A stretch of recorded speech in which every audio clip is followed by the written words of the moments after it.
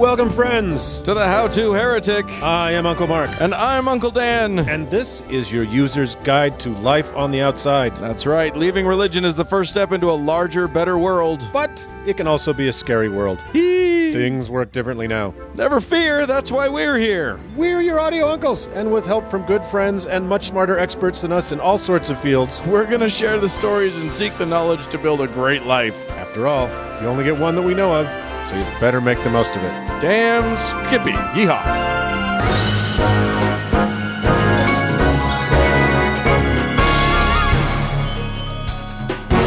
Well, Uncle Dan.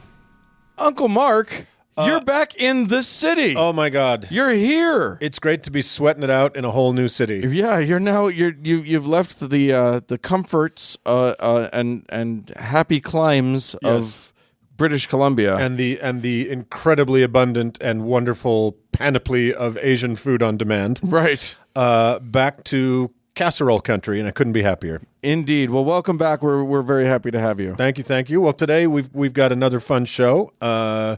We will discuss topics weighty and otherwise. Yes, indeed. I think I'll start us off with a very odd god.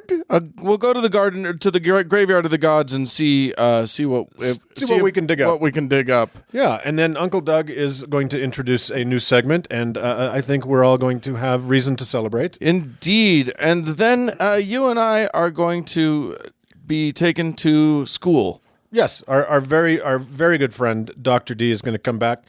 And we're going to have a very good how-to, I think. Yeah, I think we're going to talk. Today's all about fertility and the having or the not having of it, and women deciding that maybe they're in charge of their own shit. And women owning their bodies. That's a big one. I know that's a crazy idea, but it's madness. Let's do it anyway. Let's just see what happens. Let's do a show. Okay.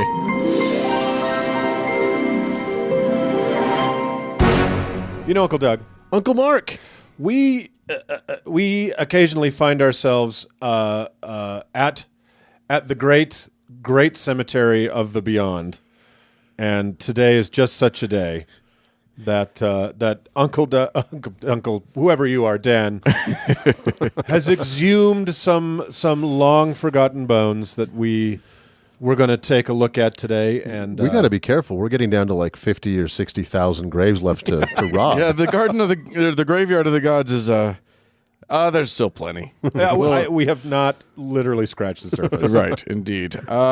So yeah, today, here's the thing: the god that I'm exhuming today may or may not actually be a god. We don't know a lot. All right. About what I'm about to talk about. Well, probably isn't really a god, but may have been one. None of the gods were ever gods. Right. There has never been a god that I know of. Nope. But it might be someday. But it could be us. Right. You never know. Wow. Right? Did I blow your mind? Well, that gives me a lot to think about. You know what? I don't know that I'm up to it. I know I'm not up to it, but I'll try. Yeah. I'll try anything once. I don't know if I'm up to inventing that much exciting juvenile cancer. I just, you know what? That's the part of it that I really believe in you on. Really? That's the part that I really have confidence that you. You know what? Do. Thank you. Yeah, sure. Yeah, like you'll be that like was very affirming. Yeah, exactly. Yeah. Wasn't it? Yeah. I can do this. You can do this. You're like arm hair cancer. Let's try that. I don't know. Lollipop cancer. There you go, Junior. Die miserably. I am God. Okay, so the person that I'm going to be talking about is Sheila Na Gig. Now, Sheila Na Gig, you might think, I don't know. She was in Wild Wild Country. No? She was the Rajneeshi, like Adolf Eichmann. Yeah, right. She would probably nod to that. Yeah, to that description of her. That's true. Different Sheila. Okay. Sheila Na Gig is actually of originally probably Spanish/Portuguese origin. Oh, but Iberian. We find the bulk of Sheila Na Gig in England and Ireland, in the UK and Ireland. So the greater kind of Celtic, Gaelic world. Yes, indeed. Right. So but strangely no. And that's so. Here's where we run into a problem. Nobody knows what the fuck she is. Okay. There are many people who are theorizing about what she is, where she comes from, what her origin story is. What we all know for sure is that in a whole shit ton of churches, like Christian churches, 12th century church, 11th century, a whole shit ton of these things have Sheila Nagig on them. What? Also, castles, non-religious buildings, all of these. And what I'm going to have to do is show you guys some Google images of Sheila. And I'm going to tell you what we're looking at. It looks like, I would say, it's E.T. with her vagina out. An exaggerated vagina. Right. That she herself is prying open for all to see. Okay, but let's talk about her face for a second. Yeah. That to me is like a child's first attempt at sculpting E.T.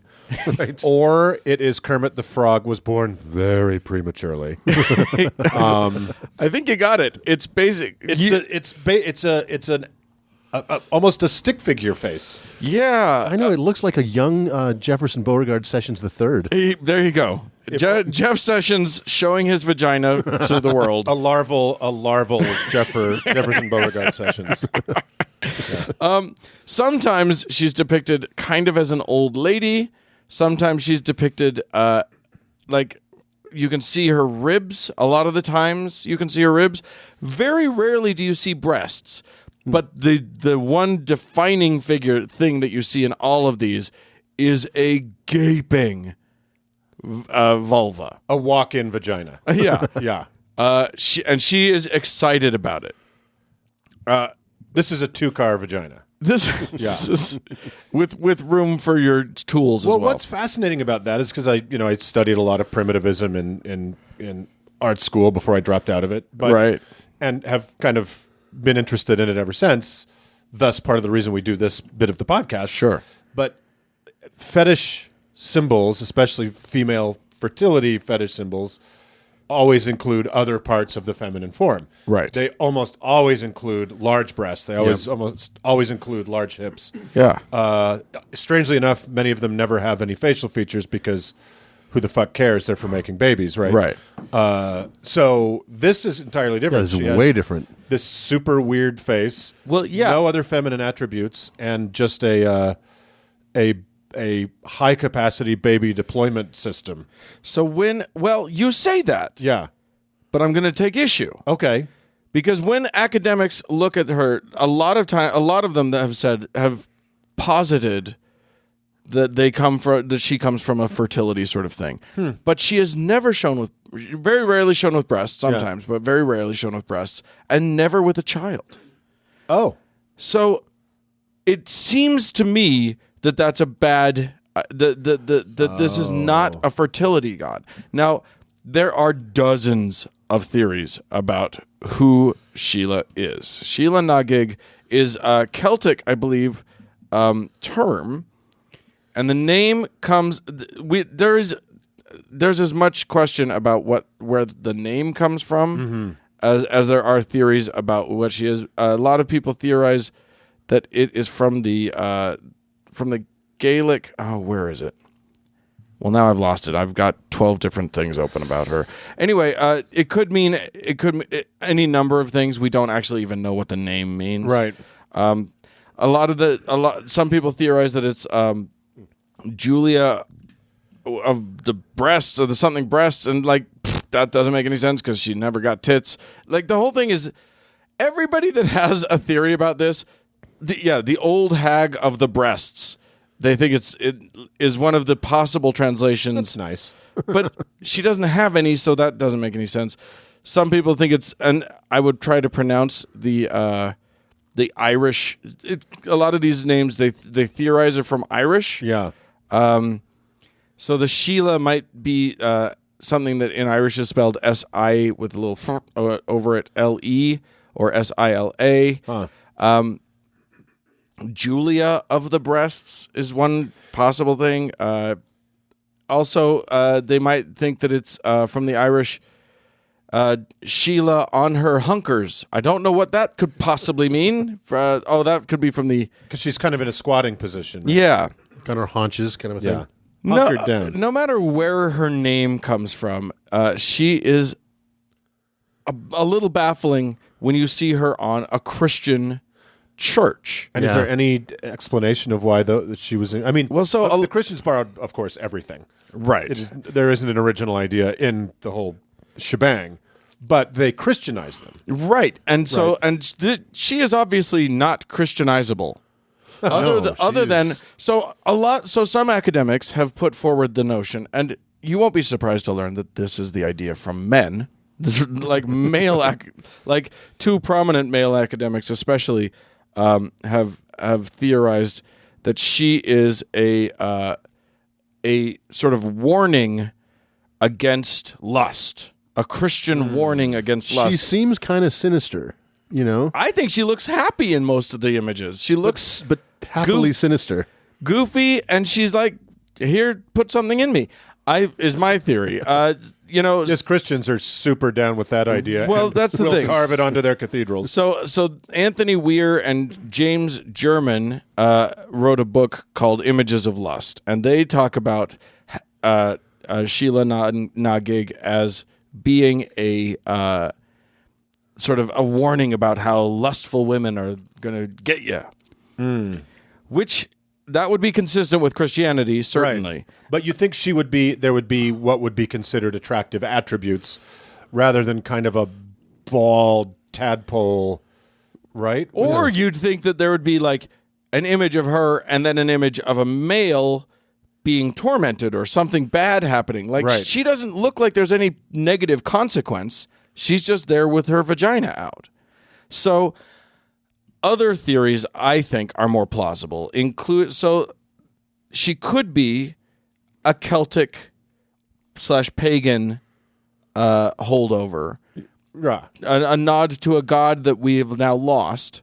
And this seems plausible to me that there is that when the Christians started to build their churches and stuff, the locals were like, yeah, sure, but let's put Sheila up on there just for fun and shits and giggles. They're the ones being told that they have to carve this imagery for these churches.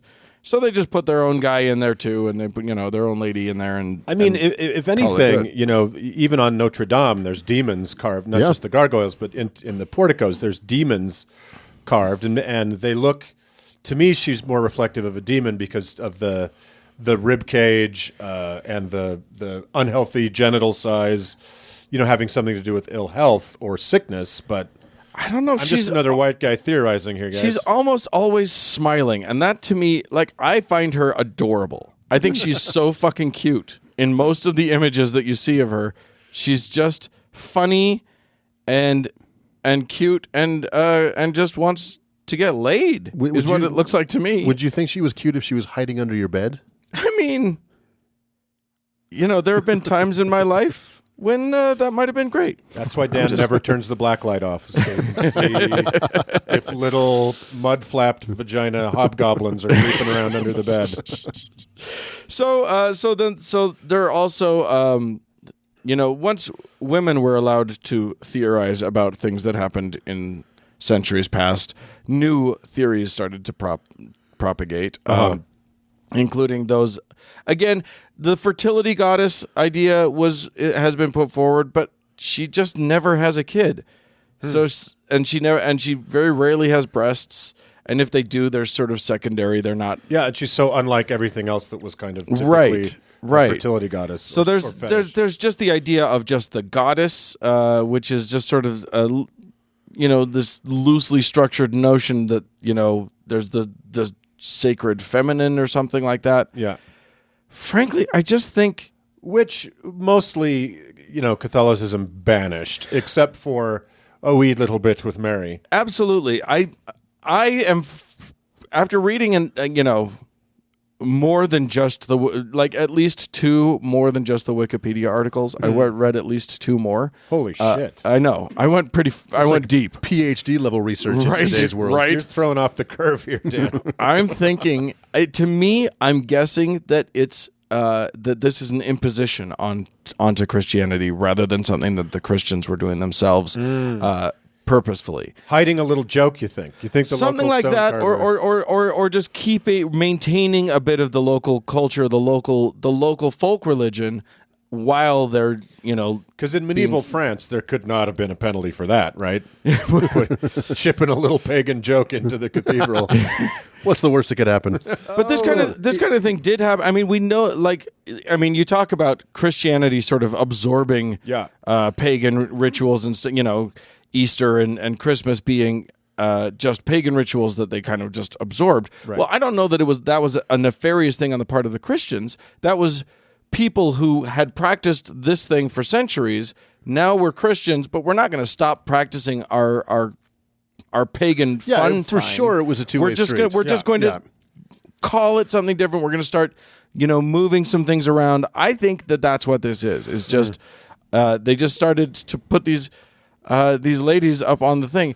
I don't know. I just love her. She's like my favorite thing. I think she's so adorable. Well, I could see your idea that this was like the pagans that were chiseling the cathedrals dropped this in there because it's part of their culture.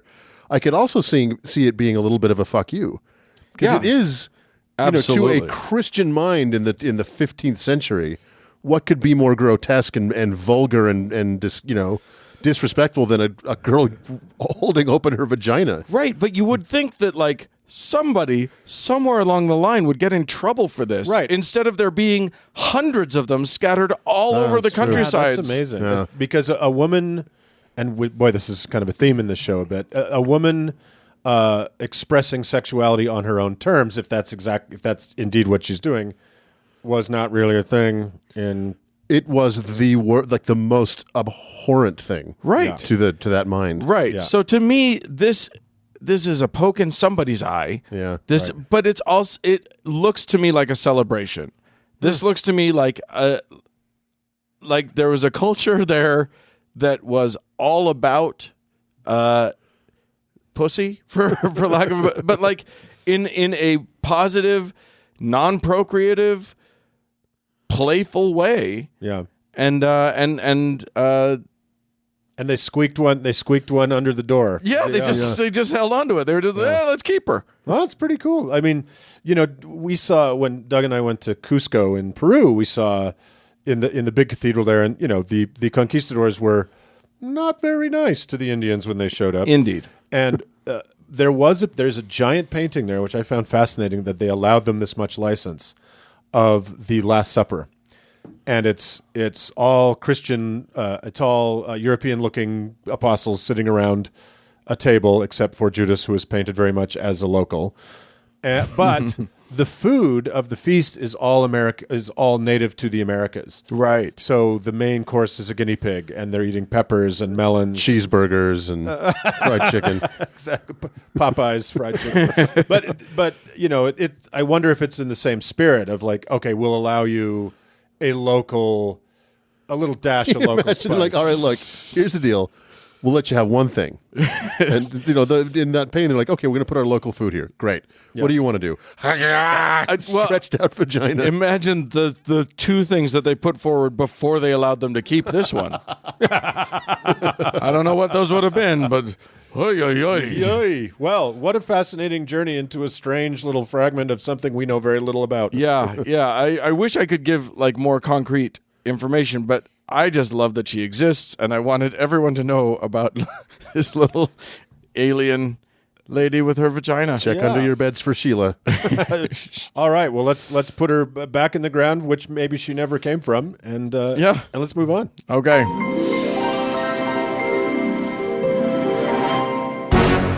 Uncle Dan. Yes, sir. Uncle Mark, can I just point out something? Yeah. I love having us all in the same room. We have a quorum in the same room for the first time in 6 months. Yeah. 6 months. It's been so long. Yeah. We've got Uncle Doug here. We've got Uncle Dan and Uncle Mark all in the same room looking at each other. Awkwardly. We have the Uncle's Three. So here we are, the Trinity, the unholy Trinity of minor internet podcasting. Yeah. And we have reason beyond that to celebrate. We do. Yes, there are holidays all the fucking time. Every day's a holiday somewhere. And here in this state of Utah, which is the state in which we all reside, the Mormons who founded this state got to this valley, this Salt Lake Valley, theoretically, in July. That's right. And we celebrate that ingress of people by having parades and fireworks and all sorts of stuff in July, which we already did for the 4th of July for American independence, but what the fuck, we'll just keep going. That's right. So on July 24th, 1847, a bunch of white-ass motherfuckers showed up, and a couple slaves, let's not lie to ourselves, showed up in this valley of our births, and we, for some reason, celebrate that on the 24th of July. But that invasion of Ute territory by white Americans. They were not exactly the first people here, but they were the ones with the guns. Yeah. So, and this we're starting a new segment because we decided, from such humble beginnings with Pioneer Day in Utah, that it was worth exploring the origins of so many holidays around the world. These are the origin of the word is Holy Day. Yeah. Mm-hmm. So Uncle Doug is here to talk to us about Utah's holiest of holy days. And for those that do not live in the state of Utah, this is coming as, I'm sure, complete unknown information. Fireworks go on sale, I think, coast to coast on mid-June. Sure. And then stop being sold on July 4th across the country. Right. Where in places that are not burning, which are getting fewer and fewer. Right. But in Utah, those sales just continue through the rest of the month of July until July 24th, which, as Uncle Mark said, is the day that Brigham Young led the first group of pioneers into the Salt Lake Valley. Right. And this spools back a little bit to 1844 when Joseph Smith was killed in Missouri.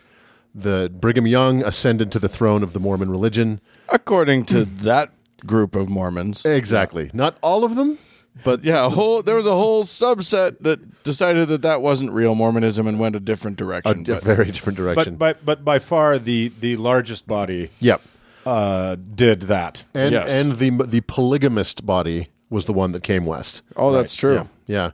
So Brigham Young laid plans from 1844 to 1846 to bring the saints. Super nice guy. Just a sweetheart. Super good guy. as we shall shortly see. Fond of bees. Strangely fond of bees. Odd thing to like. I like bees. Normally a positive trait in a person. Yeah, I like a good bee. I like me a bee on a hot summer day. Sure, who doesn't like a good bee? Yeah. So if you got a bonnet, have a bee. That's what that means, right? Yes, I think so. That's right. As far as I know.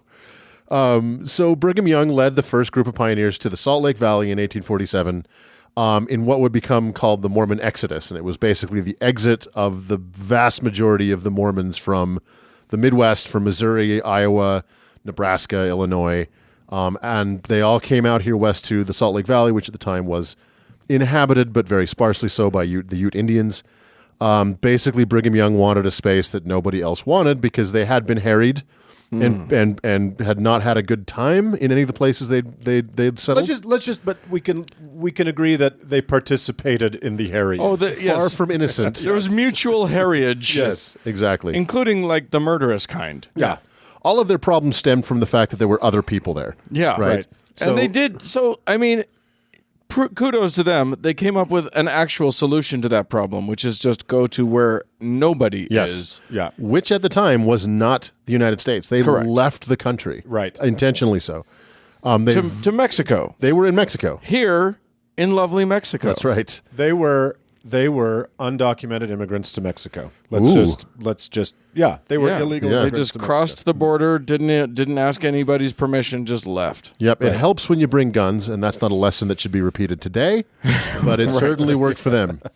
And they massively misread westward expansion of the United States, but they did assume when they got here that they would be living in their own country. They were the MS-13 of the 1840s, is what you're saying. MS-47. So, in the totality of the Mormon Exodus, there are several stories. It was a harrowing journey of 1,300 miles from the Mississippi River, wherever on that river you started your journey, to the Salt Lake Valley. It was long and hard and arduous at the best of times, and not all of these parties that came across the plains were equally provisioned or wealthy. Right. Or up to the task. Or really, or had any true understanding of what lie ahead. It was, it was a super shitty. Yeah, most definitely. Yeah.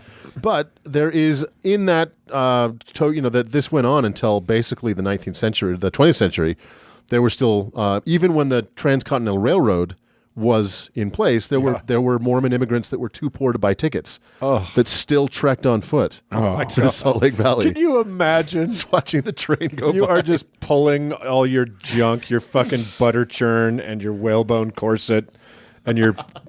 And meanwhile, blowing by just you. the clink of martini glasses going by it in the Doppler. Oh my God. All right, so in amongst the all of the pioneers that came across, the most wretched and terrible and poor and sad were the handcart pioneers. Mm-hmm. And outside of Mormon religion, asterisk, there were slaves, but go on. Right? Yes. Outside of Utah and outside of Mormon lore and religion and people who like us who've escaped it, this is a story and a legend or myth that is just unknown. But basically what happened in the Mormons started flooding into the valley.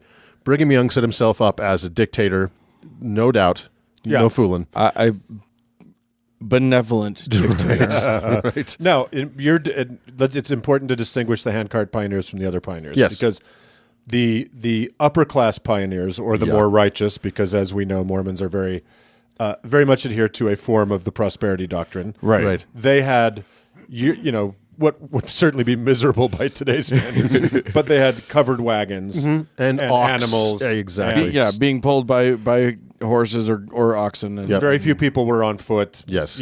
So it was a better way to pioneer. So, absolutely. So there was a disastrous harvest in 1855 and 56 in Utah, and the church, the Utah culture fell into very hard times. And Brigham Young still wanted people to come. He didn't want to. He didn't want to end the influx of immigrants. We have no food. Quick, more people. Get in here. It gets so much worse. So, the whole handcart pioneer project went from 1856 to 1860. It was a small window of time. Okay, so 47ites weren't handcarters. The Brigham Young was here. He wanted more people. He didn't care how poor you were. You know what? Pull your own fucking cart. Right. Get in here. Yeah. So what do you got? A sheep and a dog? You just hook them up. Do whatever you got to do. Right.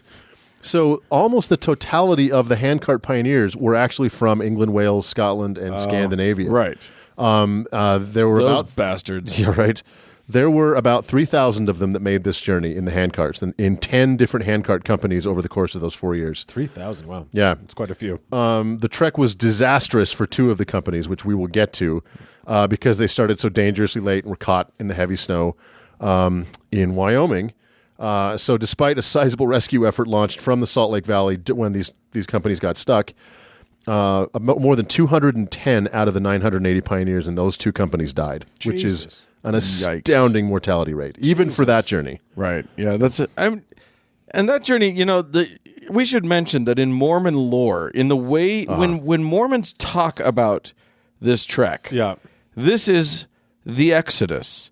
This is Moses taking the Jews out of Egypt into freedom and into prosperity, but they also talk about how harrowing it was and how the death rate was just abysmal and blah blah blah, because it was just so and that's largely not true. Like, it was largely just fine. Yeah, except for some of these groups that was set out at the wrong time. Yep. Like, made sure that they hit winter in exactly the worst place you could possibly hit winter. And something that's a bit shit about their whole mythology of this too is they think they have a patent on pioneer. Right. The history of the world since we started navigating the waterways, or even long before that, was people moving their asses from one valley to another, to another, to another. Right. Certainly in North America, when white people got here and said, hey, we've got antibodies, you don't. We've got guns, you don't. It was a land grab. Right. And all people moving in all directions at all times. So yes, Mormons, it was a hot, long walk, but it was not exclusive to you. In fact, the fact of the matter is that the journey from Utah and Salt Lake and then Cedar City, which is in southern Utah, became the last stops for the California traveling pioneers of America, not Mormons, on what would be the worst part of the journey. Right. From Cedar City through the Sierra Nevada to California was the worst part of this entire journey. The 49ers, it still is. Right. They did the whole fucking Mormon trek, and then they kept going. Yeah, well, exactly. You stay with Mormons for, a day or two, and then suddenly you're like, California's sounding pretty good. You know what? Death Valley, I think I can do this. I think I can handle it. It's October. I'm going through Donner Pass. Well, so and part of the reason that all of these immigrants were influxing from England and Scotland, Wales, Scandinavia, this was literally right around the same time. I mean, it was 1848 when Marx wrote the Communist Manifesto based on what he saw in industrialized London. Right. I mean, it was just hell. Yeah. Right. So to the promise of, however harrowing the journey, the promise of the destination being open land and a fate not controlled by a meatpacking company was attractive.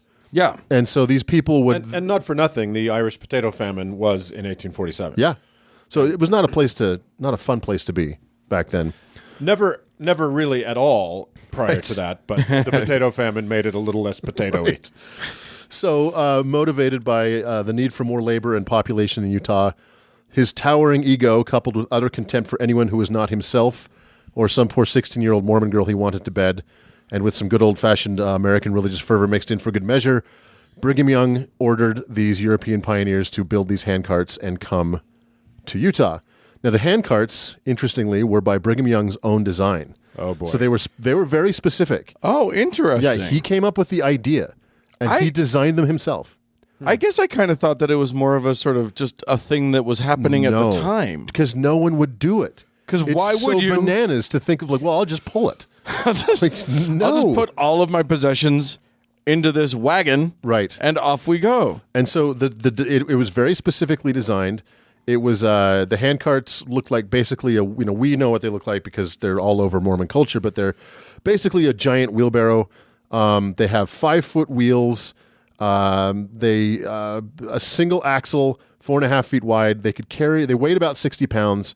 They had 2 7-foot posts going off the front with a 3-foot crossbar. It's like a little rickshaw kind of looking thing. Totally like a little rickshaw. Yeah. With the two wheels are sort of right centered on the thing so that the weight is distributed or whatever. Exactly. And then the cargo was carried in a box about 3 by 4 feet with 8-inch walls. So that is your cargo. That's it. Right. You are carrying your family and everything you need in that little box. And you're pulling it. And the food and at the time everything was made out of cast iron and wool and What's funny about that is the first iterations of the handcarts were 100% wood. And so they just fell apart. Yeah. And the construction... So they didn't have like a hoop, like an iron hoop not around the first, wheel. When this will play into the story, not the first 5 of the 10 expeditions had anything but wood. Oh my God. And when they built them... the axle was a wooden... Everything was wood. Wow. So the things would just fly to pieces. Yeah. How do you even grease that? Well, it's very good. There's a point in the story we'll talk about it off the air. Okay. There's a way to do it, but you're not going to like it. Yeah. Involves killing a horse every 7 miles. You can't unsee what I'm going to show you.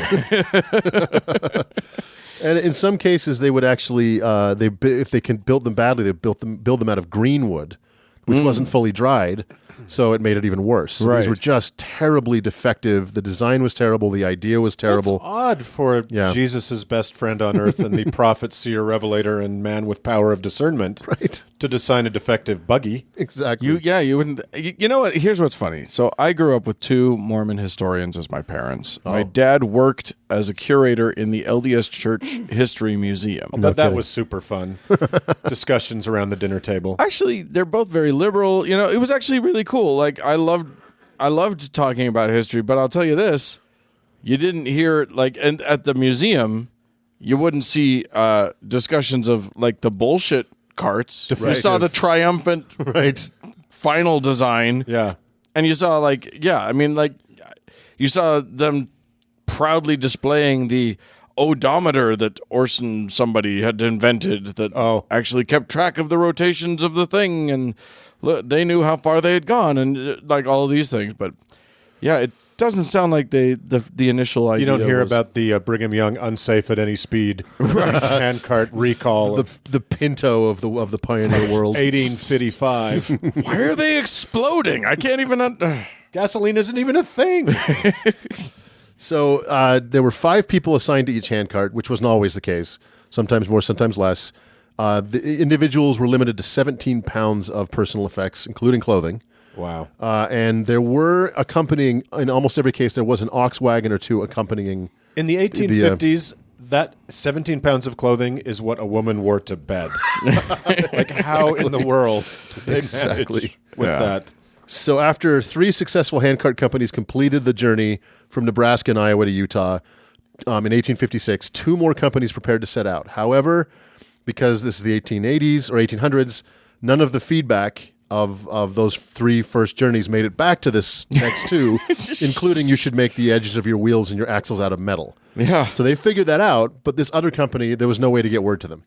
So I wonder when that third company noticed just the heaps of busted handcarts and skeletons all along. The problem is once you set out, you're committed. Yeah, you got to. Yeah, you don't leave the cart on the side of the road. You fix it. You have to build a new one or whatever. Also, we should paint a picture here because a lot of this journey goes across prairie land and just sort of most definitely. But then you get to sort of mid-Colorado, and you hit the Rockies, and you hit the Rocky Mountains, and it's fucking alpine. Yeah, like good luck. Yeah, no doubt. You are climbing mountains over and down and over and down and over and down on a rickety wooden rickshaw that you're pulling, like with an your idiot, family in it, like an idiot. Who doesn't stop before the mountains? Right. Yeah, I'd be like, well, this is good. Yeah, look at this. Colorado's nice. Yeah, look at all this. So the Willie Company left on August 17th, and the Martin Company left 10 days later. 2 ox wagon trains followed the Martin Company with provisions. So again, it bears repeating. The Donner Party. So there would be some oxen with supplies with these handcart companies. But as we'll see, not nearly enough. The Donner Party disaster happened in 1847, 1848. Yeah, and it happened, not in these environs. They came through the Salt Lake Valley less than a year before the Mormon pioneers settled. Right. Yeah. So the idea of leaving too late was a well-known problem. Right. We should just mention that the Donner Party didn't end well. It was not a good party. It was among history's worst potlucks. And we'll talk about that another show. Yeah, you can Google that if you want to. So in early October, both parties reached Fort Laramie, Wyoming, where they were expected to be restocked and provisioned. But again, because of Brigham Young's incredible logistical skills, no provisions were stocked for them there. The companies had to start cutting back their food rations, hoping that their supplies would last and they could get help from Utah.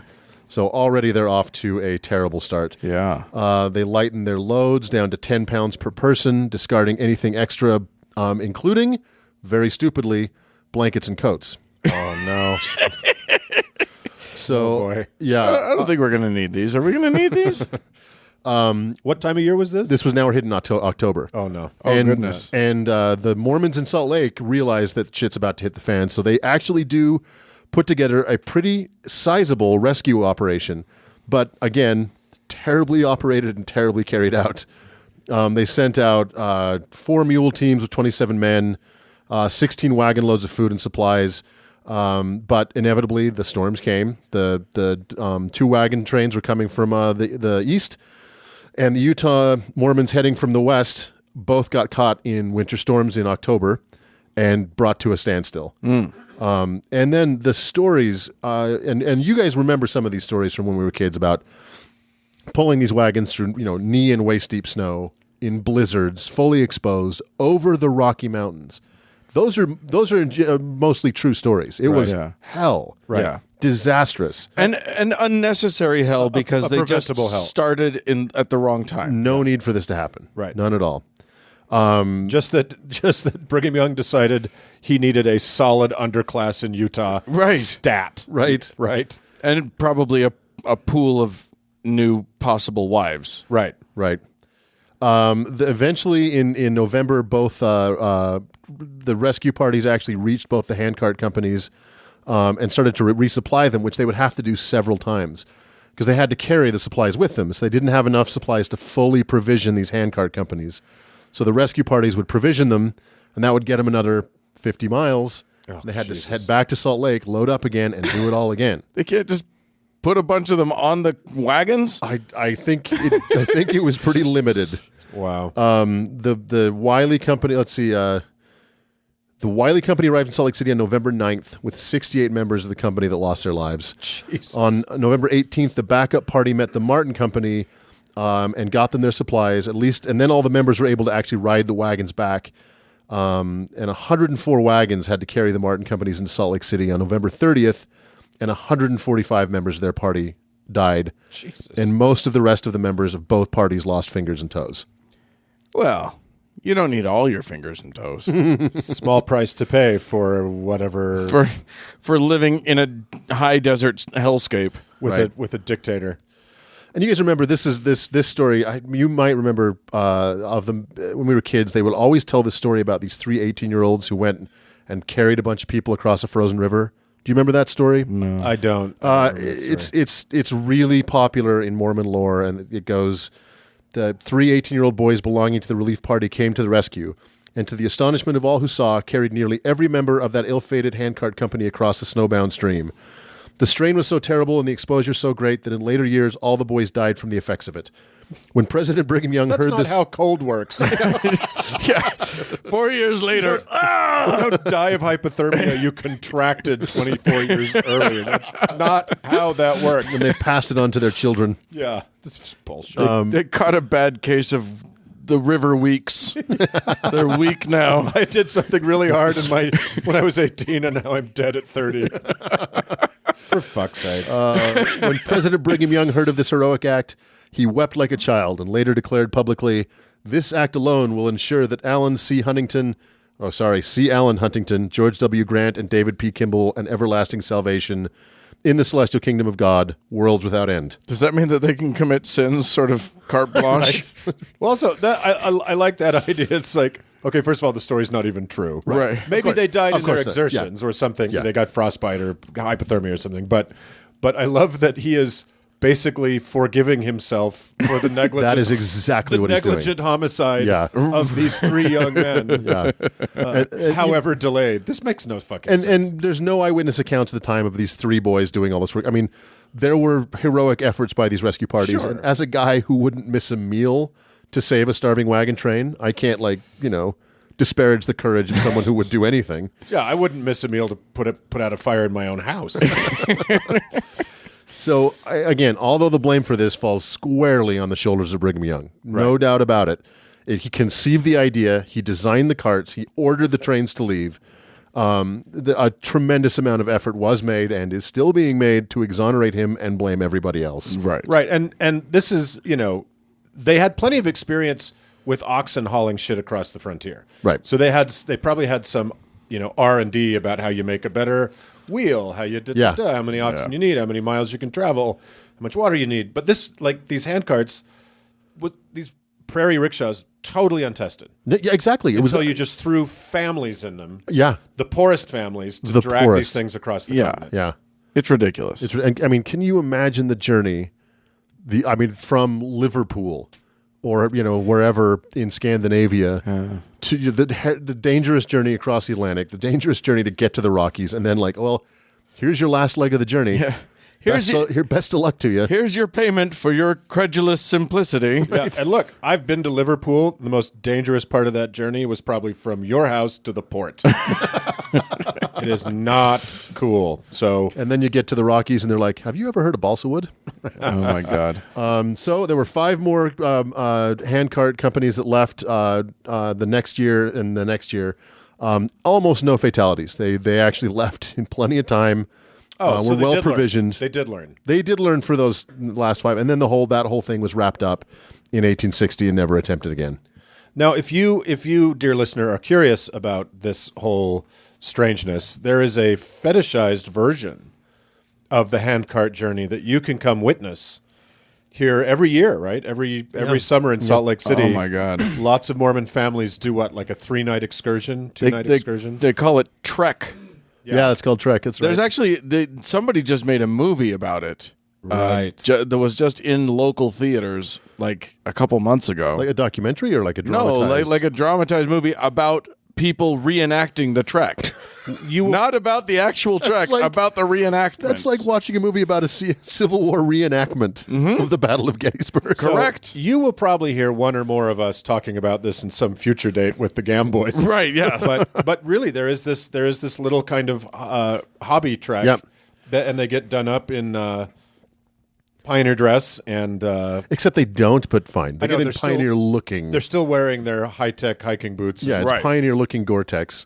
But yeah, that's a huge part of Mormon lore, and it's a huge part of this holiday we'll be celebrating any day here. And Yeah, I figure if they go on trek, we should all go on trek, but if you don't lose a finger, it doesn't count. Can we just drive in an SUV just slowly next Just to them the behind whole them. time? Just blasting like we are the champions or and we'll say we're those 3 18-year-old guys that will die later of our injury, 40 years later of our injuries. of river related injuries. All right. Well, gosh, that's a whole bunch of bullshit. Well, yes, thanks for giving us that bit of nonsense, and let's move on. Let's move on. Well, Uncle Mark, Yes. one of the things that keeps us rolling, Yeah. keeps this hand cart a moving, is that we have folks that listen to us Yep. that give us a little bit of their money. Just give us a little money hug or a little money peck on the cheek. Yeah. From week to week, and it is so encouraging, and we're delighted that it is a thing in our lives. Yeah, it's Hashtag blessed. Hashtag blessed, and we've got some folks to thank to that end. This week, we only got a couple. We're just going to thank Judith and Chris for their fine patronage, and God bless you all. Yeah. It's a wonderful thing. Now, how can they go and do this? Well, you just go to thehowtoheretic.com. You click on the Patreon link, and that'll take you to Patreon and make it. It's so simple you can't believe it. You wouldn't even. It's just easy breezy, beautiful. It's easier than being tithed. So just throw a little in the collection plate, and we'll thank you for it. And it really helps us do all kinds of stuff. We've got fun stuff planned for the future. Now that you're back in town, amazing things can happen. Sky's the limit. So if you can't do that, remember, give us a 5-star review wherever they have that, or 10 if they've got those. Right. And we'll be very, very grateful. Yep. Let's do some more show. Let's move on.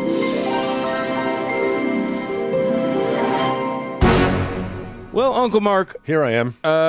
here's the thing. Yeah. Some people make choices in their lives that get them into a situation, and then they need to make other choices. Yeah. I don't even know what I'm talking about. I feel like this is you telling me we're breaking up. Well, I think we need feel to like abort the show. We're going a different direction. So, well, we've done many how-tos on the show, Dan, and I think some of them have been helpful. Some of them have been. Most of them are just dreck. Most of them are ridiculous. just us blathering. Just cutting room floor garbage. But we do honestly want to have conversations with people who are smarter than us to talk about things weighty and things not. And today I think we're talking about something that a lot of people would consider weighty.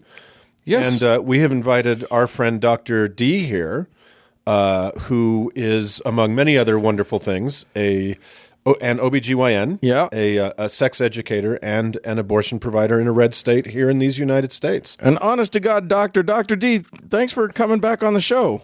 Thank you guys so much for having me back. I'm very excited. I've missed you all dearly. I know, it's been so long. It's been an age. So we have invited again a person much smarter than we are here to talk about something that I think we all could continue to talk about in saner ways, and that is how to talk about, to think about, to understand, To have an abortion. Yeah. If that's something that you have maybe struggled with as an idea or a moral conundrum in your lifetime, and I think many of us have. So let us have a frank discussion about what it is and what it is not. We're going to teach the controversy. And when appropriate, Dan and I will mansplain to Dr. D. Yes, So, indeed. yes. We will do our damnedest to make sure that our opinions matter the most. Yes, because what the abortion debate needs is more men There's yelling more about it. menfolk in it. It's white men at that. Yeah. We So- couldn't do it without you, so So, Dr. D, where do we start? What is abortion? What are we talking about here?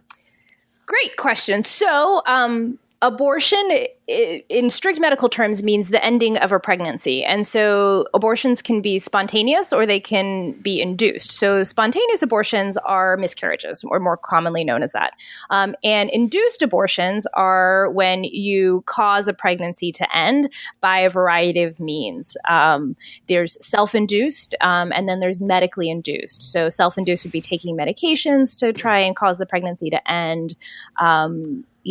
Throwing yourself downstairs, sort of dramatic example, but something that happens. Not recommended. Not I recommended. imagine. Yes, absolutely not. And really tragic when it does occur because it really is an instance of last resort for many women. And then there's medical abortions where an abortion is done under the guidance and supervision of a physician. And that can be done using pills that you take that cause the pregnancy to pass at home, sort of like having a heavy period, or it can be done through a simple office-based procedure. Yeah. So, okay. This is a topic of some controversy in these United States of America and abroad. In part, mostly, I mean, is it mostly just because religious people hate it? Is that where we're coming down on this? It is primarily, the resistance against abortion primarily does come from a religious community, but one can be religious and in favor of the right to choose. Those are not mutually exclusive. Right. And there are actually a lot of religious organizations that openly support women's rights, women's reproductive rights, including the right to have an abortion. Yeah. I just wanted to throw out there that in my little bit of research for this thing, I noticed that I found out that fully a third of Republicans are pro-choice, are in favor of the right for it to be legal in all or most cases. Right. Yeah. And then independents and Democrats, it shoots up. It's like 60 and 75% respectively. Right. Yeah. So I think, your opinion on abortion is not primarily determined by your political affiliation or your religious affiliation. The opposition to abortion, it's hard to pin down the exact reason, but a lot of it comes down to controlling reproduction. Right. And why would we want to do that? Right. Exactly. I mean, so the ability to control your own reproduction is, a passport to opportunity, to growth, to a world that wouldn't be available to you if you were, forced to continuously become pregnant, to not have access to birth control, to not have access to abortion. It's a ticket to health. Yeah. Pregnancy is a stressful time for a woman, emotionally, physically, financially, and so the ability to control that aspect of your life opens up this whole new world. Well, I mean, and not only some people pregnancy, have an interest in controlling that. Not only pregnancy, but like motherhood costs a fortune. Yes. Just so being able to choose whether you have a child or not seems to me to be a great boon for any woman. Yeah, we did a piece. I don't know if you had a chance to listen to it, Dr. D, a little while ago. That we talked about child brides as a phenomenon in the religious world, and that was a big part of it. Was basically having people who are not done being children make more children robs them of any opportunity in life. Right? They just and so finding a way to prevent child brides, which is not the subject of this discussion, but basically a way to liberate people from a cycle where they're just making more people until they are in a position to choose to do that freely, is a good thing. Yes. I think, you've completely hit the nail on the head. I mean, I think it's about, and it's not just about that individual person, it's about our society as a whole. Children are taken care of, the children who do exist. The parents have the capacity to love and provide attention and to provide for their children. They have the ability also to provide for themselves and to be complete people and to contribute in their own ways to society, to achieve an education, to get a good job. I mean, all of those things are tied into each other. So it's not just about that individual person who is pregnant, but really it's about our success as a society, and it's, the people who have abortions have them for a variety of reasons. The most common reasons tend to be financially. They feel like they cannot support a child or another child. 2/3 of women who have abortions are already parents. So 2/3. 2/3. Yeah. Yeah. Mm-hmm. It's not it's not the teenager who was irresponsible and didn't think to use birth control, or the college student who was out hooking up. It's all these like preconceived notions that we have about who has abortions. Right. And the reality is everybody has an abortion. 1 out of 4 women, and it runs the gamut. But most of them are mothers, and they know what it means to be a parent and to bring a child into this world. And it is a very informed decision that the bulk of these people are making because they've confronted it before. Right. Absolutely. I find it Now, one of the things that we sort of talked about in leading up to this was the notion that abortion is healthcare. This isn't. We're not talking about like just sort of a whim or whatever. This is something that a lot of women that it's about their health and it's about their well-being as people. Yes, absolutely. I mean, I think some people don't want to believe that abortion is healthcare, but an abortion is on the spectrum of the reproductive health cycle that people go through. And so you cannot minimize the impact that a pregnancy has on somebody. And so the decision to become pregnant is a big decision. And if it happens and you are not financially, physically, or emotionally ready to take that on, then the best thing that you can do for your own personal health is to choose to not be pregnant. And by making that choice, you are furthering your own capacity to be a complete person who can have a complete life. And what is healthcare but not giving the people the capacity to function at their highest and best self, And so you can't separate abortion from healthcare. It's a woman, is born, goes through puberty, menstruates, becomes sexually active because we are human and we have sex, and that's important. And we choose to contracept or not. You become pregnant or not. If you become pregnant and you are ready to be pregnant, then you have a child and you continue on. If you become pregnant and you are not ready to have a child, then you have an abortion and you continue on. And maybe then you finish college and, in 2 years you get pregnant, or maybe you have an abortion and you wait another 2 years till you're ready to have your third child because you got that job promotion that you were waiting for that now allows you, it's a part of our cycle, and you can't separate it out. Now, one of the arguments that we hear from the anti-abortion side of things is that abortion is dangerous for women, that it's medically unhealthy for them. Can you talk about that a little bit? Yeah. It's an interesting thing that the anti-abortion camp they sort of talk out two sides of their mouth. They try and say that abortion's not healthcare, but then they try and over-regulate it and say that it's dangerous and it should only be done in hospital settings. And I think, the reality is that abortion is incredibly safe. A first trimester abortion is many times safer than a full-term pregnancy.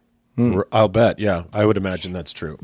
And, and a second trimester abortion, even at the latest gestations, is no more dangerous than a full-term pregnancy. And I think it's a common misconception that, abortions are unsafe, that they impact your future fertility. And it's just not true. Abortion is one of the safest procedures and the most common procedure that a woman can have in her lifetime. It is in most cases an outpatient clinic visit procedure, correct? Correct, yes. So you go in, you come out the same day. It is not major surgery in most cases. No, procedure takes anywhere from 3 to about 15 minutes. And circling back to what Dan was saying, there is these incredibly common bits of misinformation that are so in the bloodstream out there that it will cause breast cancer, that it will cause sterility, and difficulties with pregnancies later in life.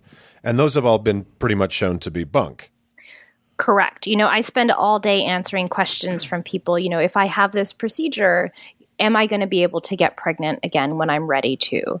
And, the truth of the matter is that safe legal abortion does not impact your future fertility. It's an incredibly safe procedure. You can have 1, you can have 5. Uncomplicated abortions do not impact your future fertility.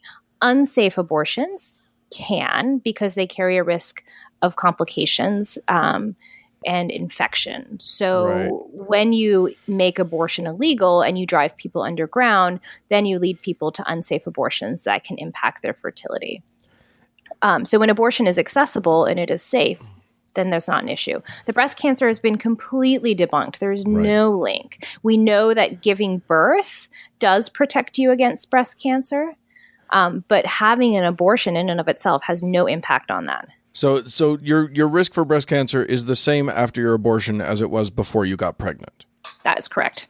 That's interesting. Okay. And there's something that I also want to talk about is that the incredible commonality of this situation. When you sent me a link to, I believe, a group called Shout Your Abortion, which I really thought was fascinating. And it does definitely, it's basically women saying, I'm not ashamed of this. I'm not angry about this. I'm not hurt by this.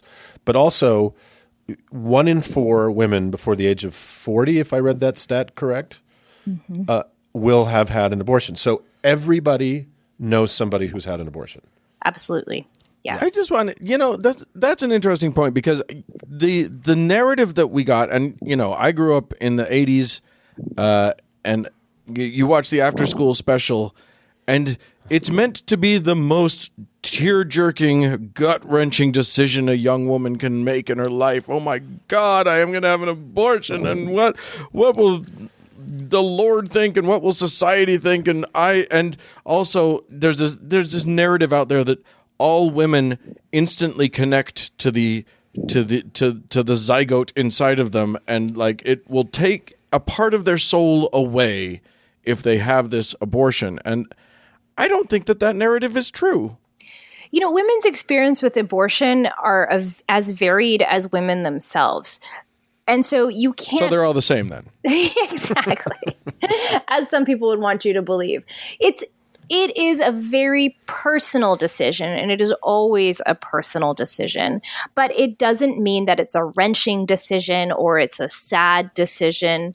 Some women are incredibly empowered by their abortions. It is an opportunity for them to sort of take control of their lives and to decide when and how they will have children. And for some women, it's an easy decision. I got pregnant. I'm not ready to. And so this is what I choose to do. And this is the best thing for me. And I don't need anybody to tell me differently. For other women, it can be more challenging. What I hear a lot is, I wish I was in a place where I could carry this pregnancy. Right. You know, I wish that I had the support of a partner. I wish that I had the financial resources. I wish that I had the time. I wish that I didn't have this child who has so many needs that I can't have another child because I need to focus on the one that I have now. You know, that's what I hear. Right. So it can be difficult, but it doesn't mean that it's the wrong decision just because it was a hard decision. Right. It doesn't mean you're bad if it wasn't a hard decision. I'm sure, there are those women who are empowered and are like, this is not the time for me. If I do it, this is going to happen, it's going to happen later, but I'm not doing this now. But I'm sure you see like the happy couple that discovers they have a non-viable they wanted to carry the baby to term, but for whatever reason, they shouldn't. And I'm sure that's, very sad and very heartbreaking for them, but it's still, if it's a non-viable fetus, it's still the right decision. Yeah. Right. I mean, I think it's an important subset of abortion that is important to talk about. It is a small number of the abortions that are performed, but it's a very important aspect. And I think when we talk about abortion, people don't think that it applies to those situations and that the regulations that are passed by states don't apply to that situation. But they do. I mean, these types of abortions for fetal anomalies are regulated just in the same way that any other abortion is regulated. So That's when crazy. we talk about these things, these laws that are passed, it affects any woman who's pregnant and can't or doesn't want to be. And I think, the fetal anomalies are particularly heart-wrenching. But I will say that, we sometimes talk about elective abortions and indicated abortions. And I think, we really need to move away from that language, that an indicated abortion is if it's, for the maternal health or if there's a fetal anomaly, and then everything else is kind of those elective abortions. But there's not really a such thing as an elective abortion. Every abortion has an indication, the indication being that person who is pregnant does not want to be pregnant anymore. And that's your indication. And their reason is valid, whatever that reason is. And why the hell, as a society, would we want any child being born into an environment where it can't be cared for or the person doesn't want to care for it? Why would we want that as a society? That's madness. Yeah. I mean, it's something that we really need to examine. I think when we talk about, the anti-abortion movement, what is the end goal here? Because really, they're not pro-life. They're certainly pro-birth. But Absolutely. if these people were passing laws that mandated paid parental leave and affordable daycare, my patient numbers would probably drop in half. If people had access to contraception at, readily available, a method of their choice at a reasonable cost, my numbers would drop in half. But we pass these policies that make it so much harder to parent.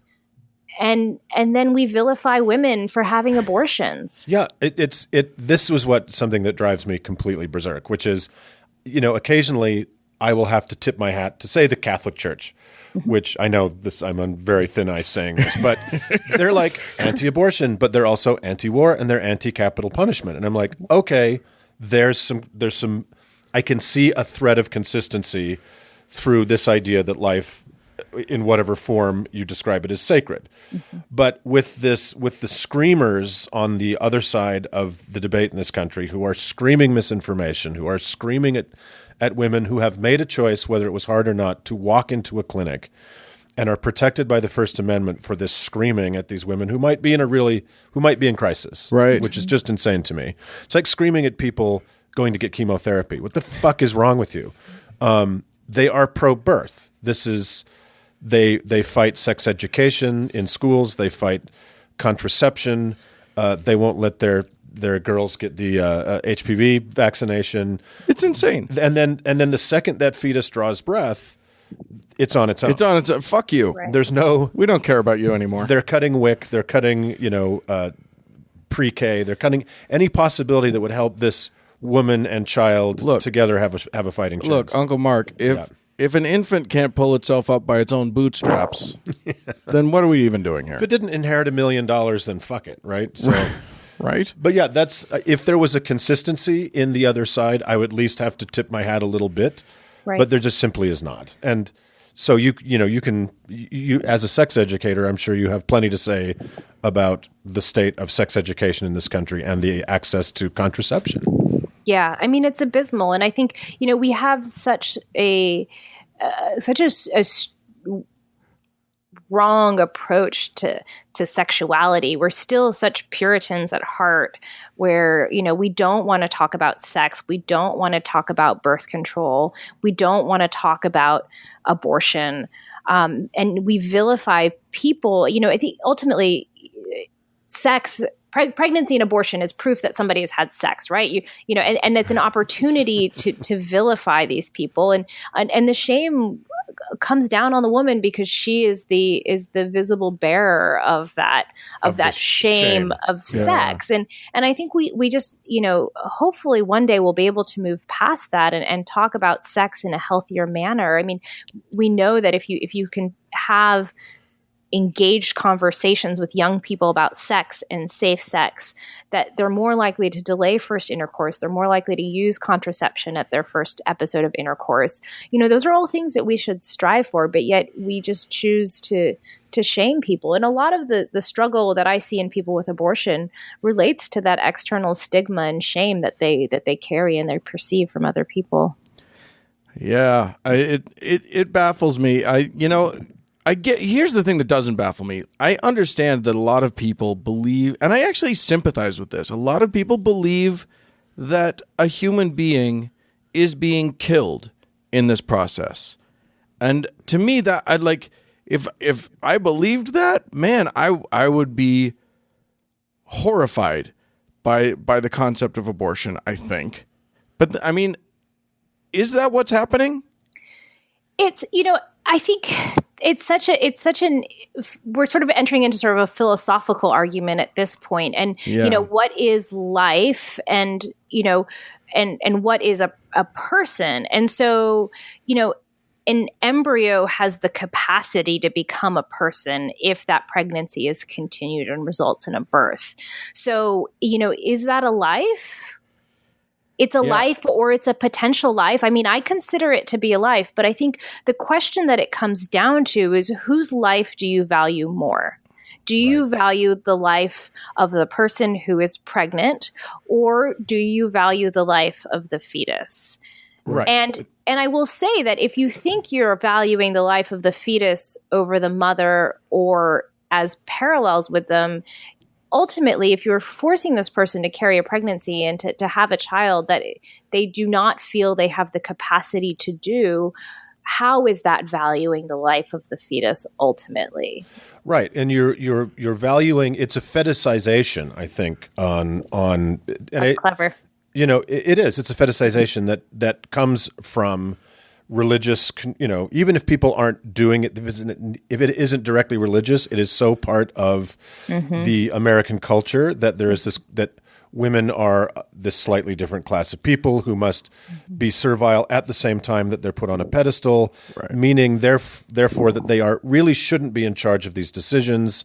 But you're asking you're valuing a pre-human, something that has the potential to be human, over the person that is going to be on the hook for at least 18 years. And is already a human. Undeniably already a human. Yes. And this is the thing, when we talk about pregnancy, and the fetishization is really, I'm glad that you brought that up, because we think of pregnancy as this, rosy-cheeked, round-belly, radiant woman. Oh, it looks like pure hell to me. I don't know how.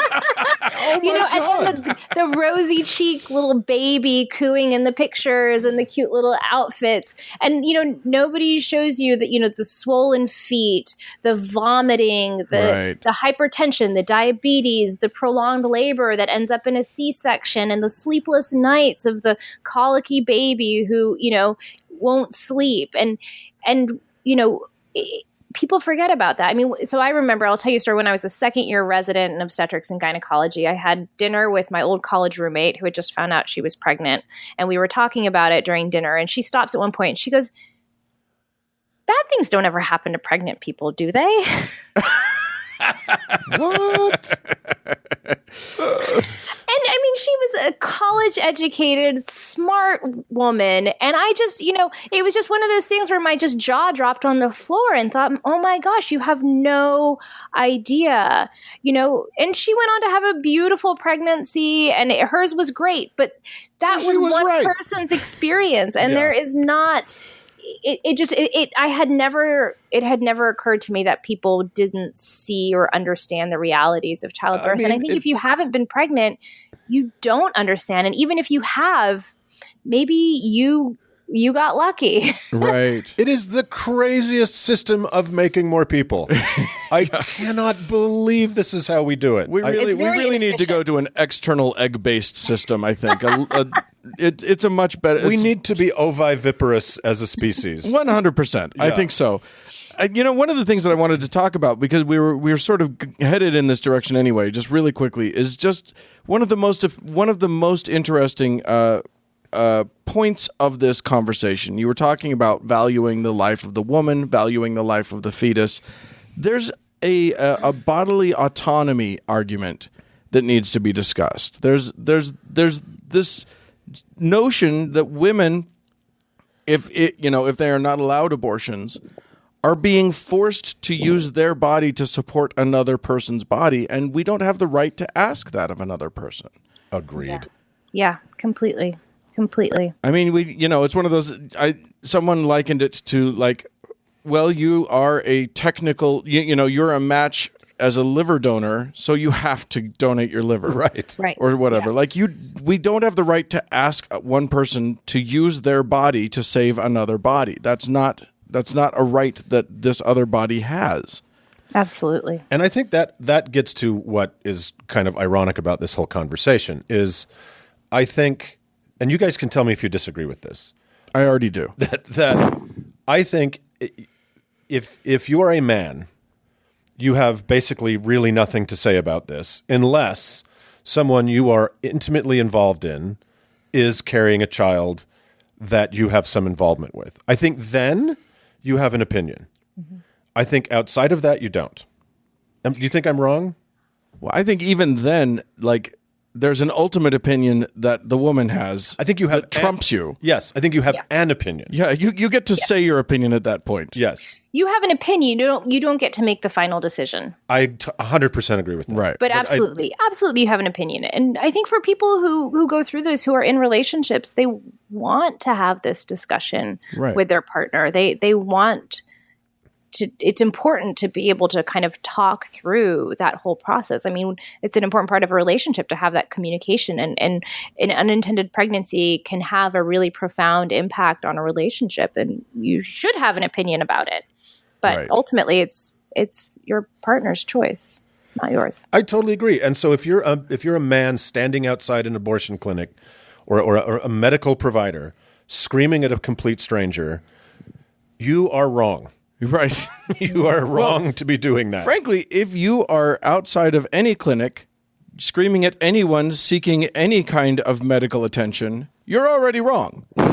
It doesn't matter if they're looking for an abortion or if they're, looking to get their abscessed tooth taken care of. What if you hate tonsillectomies? Well, and you want to stop that from happening. I mean, yes, it's that absurd. It's so silly. At some point, and this is, I think, maybe a place to take the conversation is, I sympathize. Dan said this earlier. And if you, like you said, if what you believe is happening because of whatever, misinformation or bullshit or something in the Bible that you shouldn't be reading anyway because it's a dreck, if you think what's happening is a viable baby is being killed, I understand that you would be animated about that. Yeah. So even, to our friends leaving religion, we have a lot of people who are leaving religion or post-religion who I think are still struggling with this issue. Struggle with it as you must, but remember what we were talking about earlier is other people's bodily autonomy. Yeah. Understand that you're struggling with it is not their fucking problem. And take a moment to try and imagine what that situation is like of becoming pregnant really knowing that this is not right for you for whatever reason. That this is a life-altering event that's occurred. Absolutely. Yes. Yeah. Yes. How would you feel that? And can you empathize with a woman's, or I should say a person, because, trans men have abortions too. So I don't want to be exclusionary, but with a person who is going through that, take a moment to try and empathize with that decision. I tell my patients all the time, abortion is, I think, an incredibly loving decision. What more loving decision to say that I cannot be the parent that I know I need to be or I should be. And so I am choosing to end this pregnancy so that if and when I am ready to parent in the future, I can be in the best possible situation in order to do that. I think there is nothing selfish about abortion. I think it is an incredibly loving decision. And I think people should embrace that. Yeah. Well, I think that is a lovely note to end this conversation on. We'll probably have more conversations in the future, but thank you, Dr. D, so much for sorting us out on this issue. Yeah. Thank you. Thank you for having this discussion. I mean, I think we should continue to talk about abortion. It is a real thing. And if you think you don't know anybody who's had an abortion, that's because they've just chosen not to tell you. Because they're afraid because of all this social shame and all the garbage that surrounds it. Or because it's none of your goddamn business. Also that. Well, I will include several of the links that you provided to us, Dr. D, that include some really, really interesting stats and some other information and maybe some resources. So, and we certainly invite listeners to, chime in and let us know about their experiences and their opinions, because I think this is something as a community, as a skeptical post-religious community, we still have a lot of work to do. Yep. Yeah. So and we need to talk about it. Yep. All right. Thanks, Dr. D. Thank you, guys. Okay, bye. Moving on.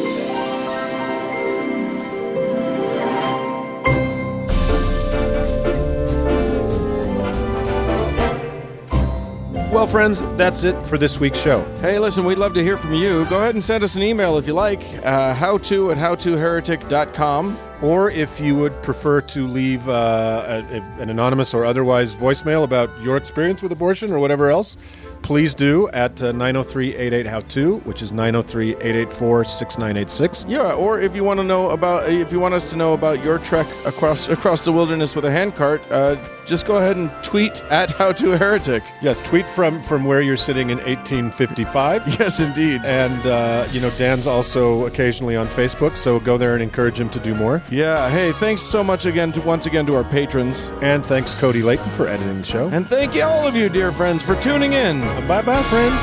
Ciao.